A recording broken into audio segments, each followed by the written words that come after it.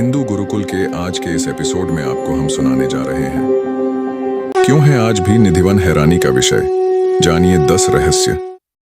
वृंदावन में निधिवन नाम से एक जगह है जहां पर श्री कृष्ण का प्राचीन मंदिर है। इस मंदिर और वन के बारे में कई तरह की जनश्रुति प्रचलित है।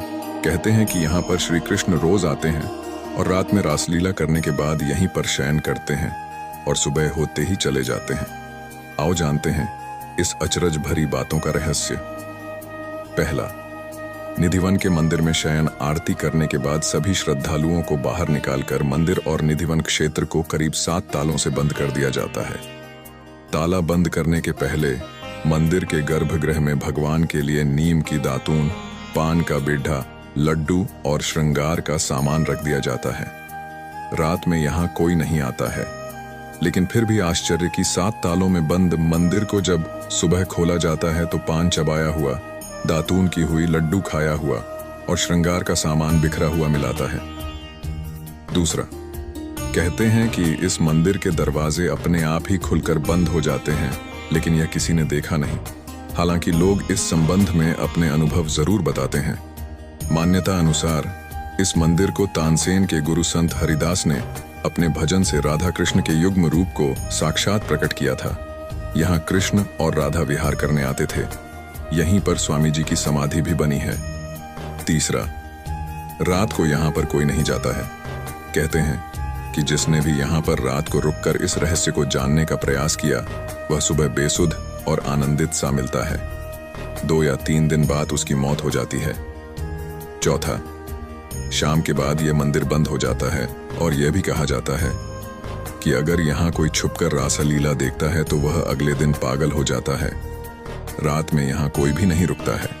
स्थानीय लोगों के अनुसार ऐसा बरसों से होता आ रहा है। कुछ लोग इसे अंधविश्वास मानते हैं और कुछ लोग इसे श्री कृष्ण का चमत्कार। हालांकि सच क्या है यह तो शोध का विषय ही है। पांचवा, यह भी माना जाता है कि इस मंदिर में भगवान श्री कृष्ण स्वयं रोज रात को खुद शयन करने आते हैं।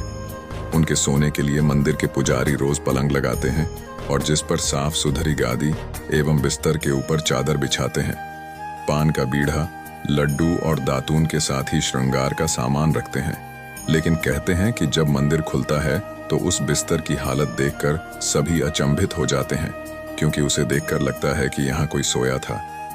छठा, सबसे आश्चर्य की बात यह भी कि यहाँ प्रतिदिन माखन मिश्री का प्रसाद चढ़ाया जाता है और जो बच जाता है उसे मंदिर में ही रख दिया जाता है, लेकिन सुबह तक वह प्रसाद भी समाप्त हो जाता है। आखिर कौन खा जाता होगा वह प्रसाद? 7वां, जनश्रुति है कि प्रतिदिन मंदिर के अंदर स्थित रंग महल में कृष्ण राधा का पलंग लगा दिया जाता है और पूरा रंग महल सजा दिया जाता है तथा राधा जी का श्रृंगार सामान रखकर मंदिर के दरवाजे बंद कर दिए जाते हैं।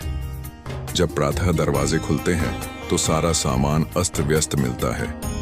मान्यता है कि रात्रि में राधा कृष्ण आकर इस सामान का उपयोग करते हैं। 8वां, कहते हैं कि यहाँ तुलसी के 2 पौधे एक साथ लगे हैं। रात के समय जब राधा और कृष्ण रास रचाते हैं तो यही तुलसी के पौधे गोपियां बनकर उनके साथ नाचते हैं। इन तुलसी का एक भी पत्ता यहाँ से कोई नहीं ले जाता है। जिसने भी गुपचुप यह कार्य किया वह भारी आपदा का शिकार हो जाता है। 9वां, इस मंदिर के परिसर में उगने वाले पेड़ भी अजीब है। यहाँ के पेड़ की शाखाएं नीचे की ओर बढ़ती है। यह भी जनश्रुति है कि रात में ये सभी पेड़ गोपियां बनकर श्री राधा और कृष्ण के साथ नाचते हैं और सुबह होते ही पुण्य पेड़ बन जाते हैं। इन सभी पेड़ों को गोपियां ही माना जाता है। श्रीमद् भागवत के 10वें स्कंद में रास पंचाध्यायी में भगवान श्री कृष्ण द्वारा शरद पूर्णिमा को यमुना पुलिन में गोपिकाओं के साथ महारास के बारे में बताया गया है। आज भी शरद पूनम पर निधिवन में होती है विशेष रासलीला, लेकिन कोई इसे देख नहीं सकता, बस महसूस कर सकता है।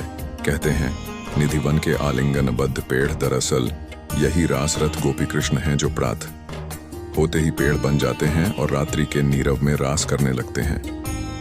10वां, यहाँ के आसपास के अधिकतर घरों में खिड़कियां नहीं हैं और जिनके घरों में हैं वे शाम की आरती के बाद खिड़कियां इस डर से बंद कर देते हैं कि कोई मंदिर की दिशा में देखे नहीं, अन्यथा वह अंधा हो जाएगा। हिंदू गुरुकुल के आज के इस एपिसोड में बस इतना ही। वीडियो को ज्यादा से ज्यादा शेयर करें और चैनल को सब्सक्राइब करके बेल आइकॉन दबाना ना भूलें।